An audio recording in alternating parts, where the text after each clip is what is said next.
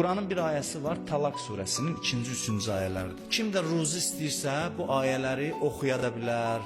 Məsələn, dükanında yazıb asa da bilər işlədiyi yerdə. Bunun ruzunun çoxalmasına təsiri var. Namazdan sonra da oxuna bilər, hər namazdan sonra. Və mən yettəqillah yəc'al lehu məxrəcə və yərzuqhu min haysu la yahtasib və mən yetəvəkkəl alallah fəhuvə hasbuh innəllaha balighu əmrih qad cəalallahu likulli şeyin qədra. Kim istəsə bugün deyirəm, əməl eləyə bilərsiniz.